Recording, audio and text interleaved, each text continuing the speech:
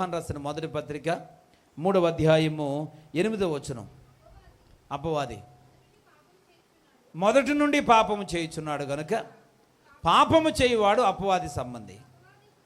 అపవాది యొక్క క్రియలను లయపరచుటకే దేవుని కుమారుడు ప్రత్యక్షమాయను. దేవునికి స్తోత్రం. యేసుక్రీస్తు ప్రభువారు ప్రత్యక్షము అయితే పిల్లరా ఏం లయమైపోతాయటండి? అపవాది యొక్క క్రియలన్నీ లైపోయిపోతాయి. దేవునికి స్తోత్రం కలుగును గాక. ఎప్పుడైతే నువ్వు ప్రత్యక్షత కోసం ఎదురు చూస్తున్నావో నీవు జీవితంలో పిల్లరా అపవాది క్రియలన్నీ లయమైపోతాయి. ఈ దినాన్ని దేవుని వాక్యం వింటున్న సహోదరి సహోదరుడా, మనమందరం కూడా దేవునికి ప్రత్యక్షత కోసం ఎదురు చూస్తే అపవాది మనల్ని ఏమీ చేయలేడు. 2 చేతులెత్తి స్తోత్రం చెప్దామా? 2 చేతులెత్తి స్తోత్రం చెప్దామా? మరొకసారి స్తోత్రం చెప్దామా? హల్లెలూయా, హల్లెలూయా.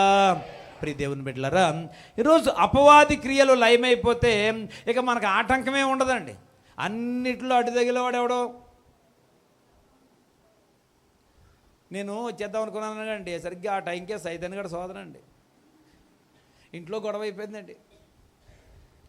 ఎంత నేను ఓర్చుకుందామన్నా ఏదో సమస్య వచ్చేస్తుందండి. అప్పుడే చుట్టాలు వచ్చారండి సైతాన్ గాడిలాగా. ఇక్కడ ప్రతిదారికి సైతాన్ సైతాన్ సైతాన్ సైతాన్ అని తెగవాడుతుంటారు కొంతమంది. వీళ్ళు ఏదో సాతాన్ కంటే బలవంతుల్లాగా. దేవునికి స్తోత్రం. మనం సైతాన్ కంటే బలవంతులు ఏం కాదండి పిల్లరా. యేసు ప్రభు మనతో ఉంటేనే మనం సైతాన్ కంటే జయించగలుగుతాం. దేవునికి స్తోత్రం. యేసుక్రీస్తు ప్రభు యొక్క దూతలలో ప్రధానమైన దూతల్లో ఒకడట. ఎవరు? అపవాది. వాడేం చిన్నవాడు కాదు. దేవునికి స్తోత్రం. మీరు చీటికి మాటికి సైతాన్ సైతాన్ అన్నారా? అడిగాను పూనుకున్నాడా? మీరు ఆనుకోలేరుక ఏంటి? కనుక ప్రతి ఒక్కరం కూడా వాడిని జోలికి వెళ్ళొద్దు. వాడి క్రియలన్నీ లయమైపోవాలి అని అంటే నువ్వు దేవుని ప్రత్యక్షత కోసం ఎదురు చూస్తూ ఉండు. యేసయ్య నీ రాకడ కోసం ఎదురు చూస్తూ రాకడకు కావలసిన అర్హతలు కలిగిన వారిగా ఉండాలా. దేవునికి స్తోత్రం. ఎదురు చూడడానికి వెళ్ళిపోతే సరిపోదు. ఆ యొక్క మగ్దలని మరియ వేరొక స్త్రీ వీళ్ళందరూ కలిసి పిల్లల పునరుద్ధానంలో అయినటువంటి యేసుక్రీస్తు ప్రభువుని చూడడానికి ముందు రోజే కావలసినవన్నీ సిద్ధపరచుకున్నాడంట. వారు ముందుగా సిద్ధపరచుకున్న సుగంధ ద్రవ్యాలను తీసుకొని తెల్లవారుజామునే వాళ్ళు వెళ్ళారని రాయబడింది. దేవునికి స్తోత్రం. ఏదైనా ప్రయాణం అయ్యి వెళ్ళాలంటే ముందు రోజే అన్నీ సర్దిస్తాం కదా మనం.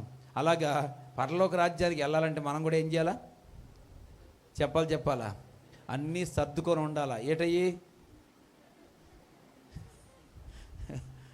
ఛార్జీకి డబ్బులు ఏంటి, పెళ్ళికి వెళ్ళినట్టు మొత్తం వస్తువులు ఇవి కాదు. దేవునికి స్తోత్రం. ఆత్మ సంబంధమైనటువంటి ఆభరణాలు ధరించుకోవాలి. దేవునికి స్తోత్రం. మహిమ సంబంధించినటువంటి ఆభరణాలు మనం ధరించుకోవాలి. ప్రియ దేవుని బిడ్డలారా, అది దేవుని రాజ్యం. అంటే ఇహలోక సంబంధమైన వాటి మీద మనసు పెద్దగా మనకి ఇంట్రెస్ట్ ఉండదు. వస్తువులా ఎందుకండి, దేవుని రాజ్యం దేవుళ్ళగా ఉంటే బాగుంటుంది. ఎందుకు వచ్చిందండి అయ్యాను? ఇక నాకు పెట్టుకొని ఇంకా వాటి మీద మా కొంచెం ఏంటిది మక్కువ తగ్గిందండి, ప్రేమ తగ్గిందండి. లేకపోతే ఆ వస్త్రాలండి ఏదైతేనే ఉందండి ఒళ్ళు కప్పుకోవడానికి తప్ప ఏ వస్త్రమైనా ఒకటేనండి అన్నట్లుగా. కొంతమందికి కొత్త వస్త్రం ఎన్ని రోజులు ఉంటుంది కొత్తగా? 2 సార్లు జాడితే పాతదైపోద్ది. దేవునికి స్తోత్రం. కానీ మనకి ఎప్పటికప్పటికి ఏం కావాలా చెప్పండి? ఏం కావాలా? కొత్తది, కొత్త వస్తువు, కొత్త వస్త్రం, కొత్త రుచులు. ఇవన్నీ పిల్లరా వాటి మీద మనకు ధ్యాస ఉండదండి. దేనికోసం ఎదురు చూస్తే? ప్రత్యక్షత కోసం ఎదురు చూస్తే. పిల్లరా 4వదిగా మనం దేవునికి ప్రత్యక్షత కోసం ఎదురు చూస్తే దేవుడు అపవాది క్రియలు లయమైపోతాయి. వాటిని జయించే శక్తి మనకి దేవుడు ఇస్తాడు. ఈరోజు అపవాది శోధనలు ఎన్నో అయినా అవన్నీ కూడా లయమవ్వాలంటే యేసుక్రీస్తు ప్రభువారు ప్రత్యక్షం కావాలి. సిలువలో పిల్లరా ఆయన సాతానిక తల ఏం చేశాడు? చితక త్రొక్కాడు. దేవునికి స్తోత్రం.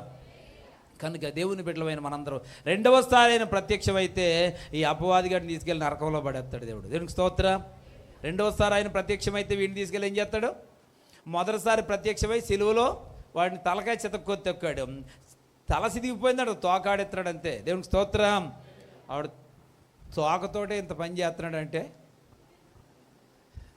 ప్రకటన గ్రంథంలో 11వ అధ్యాయంలో చూస్తాం, 12వ అధ్యాయంలో పిల్లరా ఆ తోకతోడంట ఆకాశ నక్షత్రాల్లో 3వ వంతుని ఊడ్చి కింద పాడేసేటట్టు అన్నాడు. దేవునికి స్తోత్రం కలుగుంది కాక.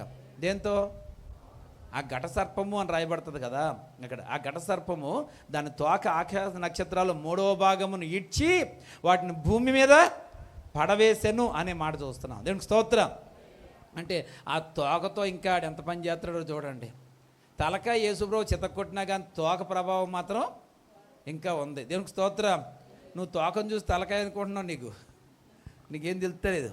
దేవునికి స్తోత్రం పిల్లరా. కనుక ఇప్పుడు యేసుప్రభు రెండవసారి మరలా వస్తే ఏం చేస్తాడు? ఈ అపవాదిని దాని తంత్రంలోను వాడితో ఉన్న సమూహాన్ని అంతటిని కూడా నిత్య నరకంలో పాతాళంలో పడేస్తాడు. అక్కడ అగ్ని ఆరదు, పురుగు చావదు. సరే, ఈరోజు దేవుని ప్రత్యక్షత అనేది వస్తే పిల్లరా మన అపవాది క్రియలన్నీ లయమైపోతాయని దేవుని వాక్యంలో మనం చూస్తున్నాం.